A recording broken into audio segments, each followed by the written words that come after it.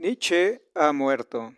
Tercera parte y conclusión del texto anti-Nietzsche de Ángel Escamilla.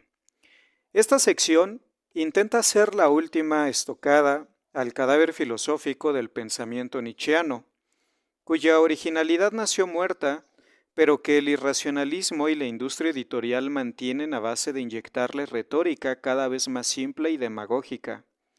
Y el punto que intento exponer es que las consideraciones nietzscheanas, nutridas a partir de su despotismo aristocrático, son empíricamente insostenibles y van contra los hallazgos científicos más contundentes de nuestra época.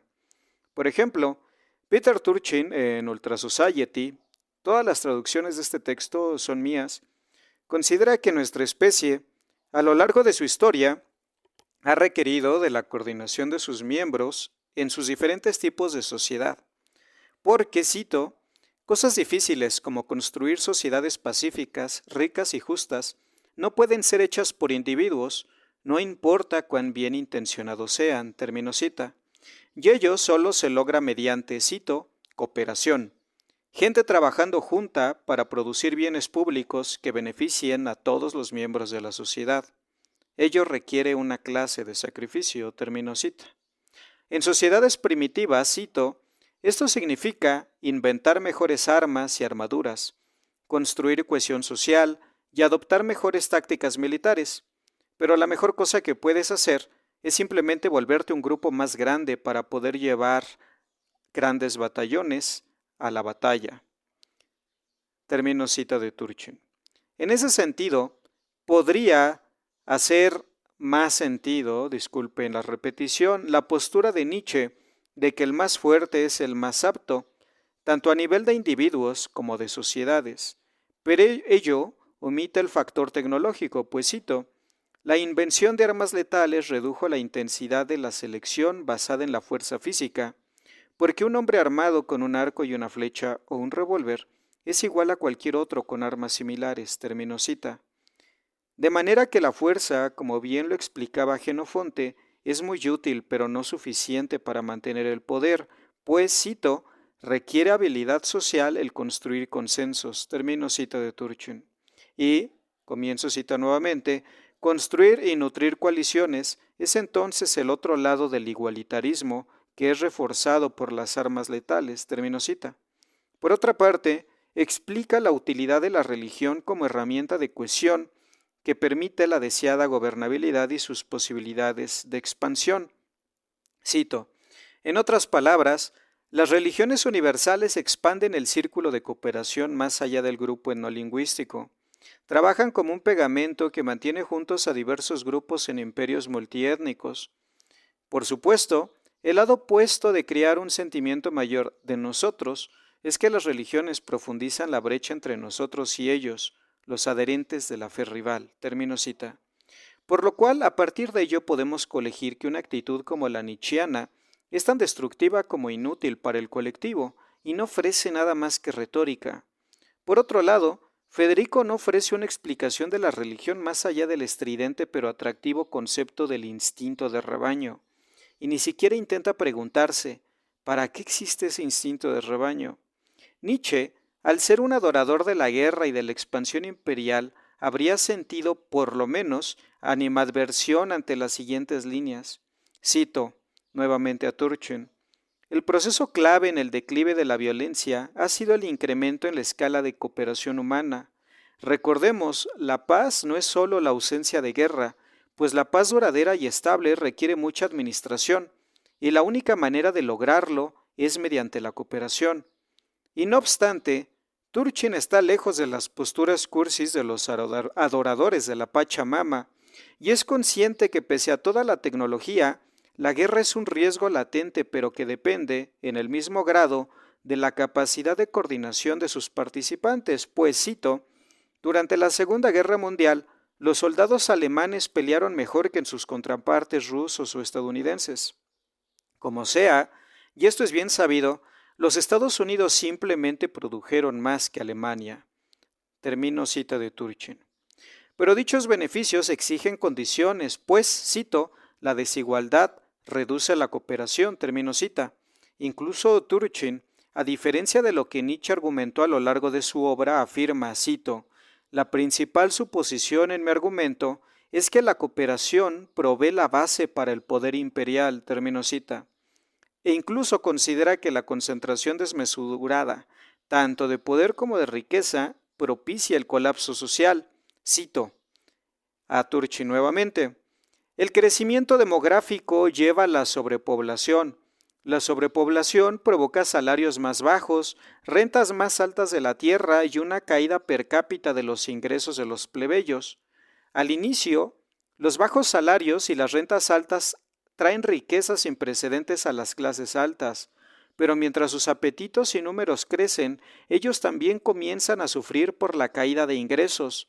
El declive en la calidad de vida fermentan el descontento y disensión.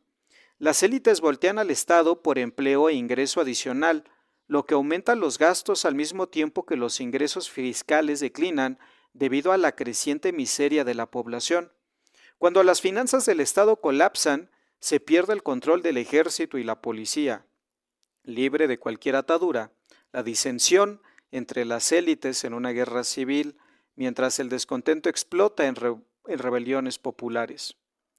El colapso del orden trae a los cuatro jinetes del apocalipsis: hambruna, guerra, peste y muerte. La población declina y el ingreso aumenta mientras las rentas decrecen. Mientras el ingreso de los plebeyos se recupera, la fortuna de las clases más altas toca fondo. La miseria económica de las élites y la carencia de gobierno efectivo alimenta las guerras intestinas. Como sea, la guerra civil adelgaza las filas de las élites. Algunos mueren en luchas facciosas, otros sucumben en los combates contra los vecinos, y muchos simplemente renuncian a mantener su estatus aristocrático y discretamente se deslizan en las filas de los plebeyos. La lucha entre élites amaina, permitiendo la restauración del orden. Estabilidad y paz interna traen prosperidad y otro ciclo comienza. Como un comentarista del siglo XVI expresa, la paz trae guerra y la guerra trae paz. Termino esta larguísima cita de Turchin. De manera que tanto la concentración exagerada de riqueza y poder como su búsqueda rapaz solo puede llevar al conflicto y al rompimiento del orden. En ese tenor mantenido, con todas sus limitaciones y tareas dependiendo de su etapa tecnológica, por el Estado es el que Nietzsche considera una amenaza para la voluntad y su cultivo.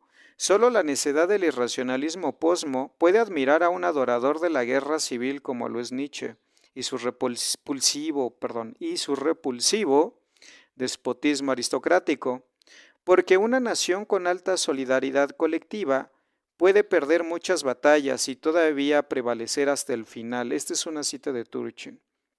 Por otra parte, pasemos a la idea del sobrehumano, tan apasionante en lo literario, pero ridícula cuando se le confronta en la vida material. Turchin menciona, una sola persona, no importa qué tan físicamente impresionante sea, no puede gobernar contra los deseos de todos sus súbditos, termino cita, porque ya fuese Napoleón, Lenin o cualquier monarca sexenal, el tomador de decisiones, en tanto es capaz de mantener el poder y ejercerlo, representa siempre a una parte de la población, que ya sea por indiferencia, coacción o conveniencia que le respalda, y ello va más allá de sus deseos o su simple voluntad, pues, y esto no lo entiende el irracionalismo que se hace pasar por izquierda, la maquinaria política va más allá de los deseos de algún gran líder. Cito, en la vida real, los tiranos solo pueden mandar porque tienen el respaldo de cierto grupo de personas. Termino cita. La idea del sobrehumano no es más que un reflejo que el culto a la personalidad en las carnes del artista, que el romanticismo produjo y luego se replicó políticamente en penosos mausoleos de revolucionarios que, fuese con buenas intenciones o no, degeneraron en dictadores.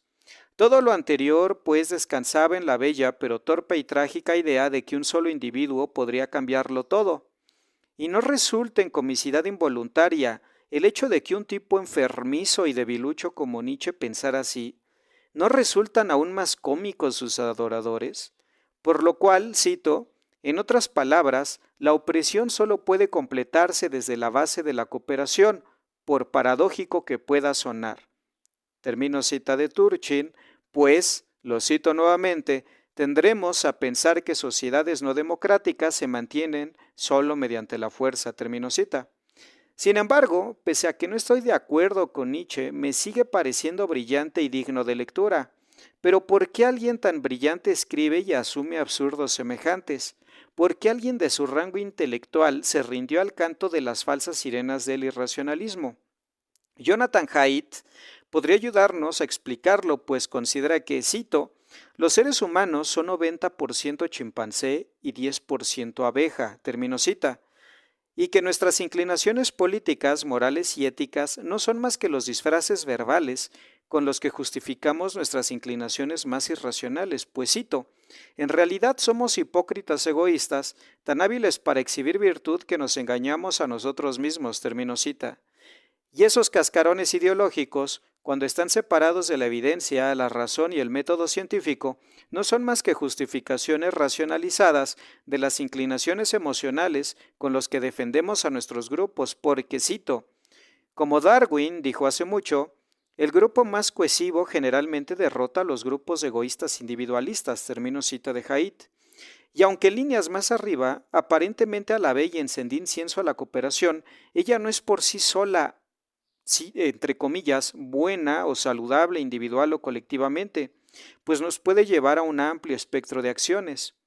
No siempre cito a Haidt nuevamente, no siempre somos egoístas hipócritas. También tenemos la habilidad, bajo circunstancias especiales, de apagar nuestra mezquindad y volvernos como células en un cuerpo mayor, o como abejas en una colmena trabajando para el grupo. Estas experiencias son usualmente las más apreciadas de nuestras vidas. Sin embargo, nuestra inclinación por la colmena puede enceguecer otras preocupaciones morales. Nuestra inclinación hacia la colmena puede facilitar el altruismo, heroísmo, guerra, pero también el genocidio. Termino cita.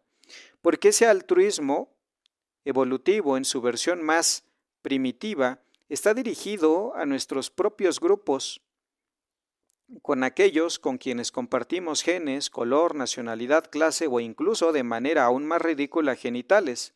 Por lo cual, para mantener la estabilidad de nuestro grupo, hemos desarrollado el asco hacia los foráneos, temiendo enfermedades o infiltraciones de algo que pudiera ser indeseable, rechazo a la desigualdad y maltrato hacia el otro, inclinación a observar jerarquías para conservar el orden o incluso el rechazo hacia ella, y como es evidente, dichas inclinaciones no solo son contradictorias, sino incluso conflictivas entre sí, pero no necesariamente excluyentes.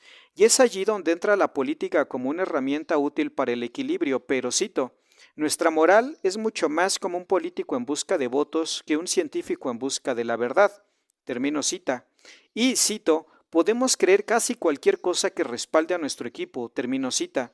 De manera que así como el segundo y el tercer Reich utilizaron a Nietzsche para respaldar ideológicamente su expansión territorial militarizada, pese a la opinión que Nietzsche tenía tanto del nacionalismo como del Estado, estamos dispuestos a justificar, incluso hasta el absurdo, aquello que mime nuestras inclinaciones emocionales, de manera que Haidt encuentra que tanto la izquierda como la derecha están basadas en rasgos que permiten la conservación del grupo. Por ejemplo, la derecha que se distingue por su fomento a la autoridad, obediencia al padre de familia o admiración al Estado, su reticencia a recibir o convivir con migrantes, miedo o incluso asco por lo foráneo, su consideración hacia la meritocracia y aceptación de la desigualdad. Aquí la cita es un poco que intenta hacerse la chistosa, el pobre es pobre porque quiere, contrasta con rasgos habitualmente asociados a la izquierda, como la apertura a nuevas experiencias, aceptación del uso recreativo de sustancias o estilos de vida alternativos, inclinación a cuestionar la autoridad, anarquistas, comunistas o liberales a la gringa, o el cultivo de la igualdad, como cuestionar la meritocracia o la idiota idea de expropiar todo para repartir. Por otra parte, no siempre se tienen estos rasgos de manera exacta y además pueden variar de persona a persona, pero el considerarlos permite que resulte bastante predecible el pensamiento político de un trompista o de un militante de Morena para ubicarlos en sus respectivos ejes. Por lo cual, resulta bastante obvia la ubicación de Nietzsche como un pensador de extrema derecha que a través de todos los manierismos, tanto metafóricos como de estilo, para justificar su autoritaria y aristocrática visión del mundo, se sumergió en el irracionalismo y además fue retomado por personajes y regímenes sanguinarios. No obstante lo anterior, ha sido retomado por el irracionalismo pequeño burgués, en una versión santurrona que le prende incenso a payasos como Adorno y Foucault, que se hace llamar izquierda, pero que como el rey que va desnudo, no es más que un presuntuoso estafador.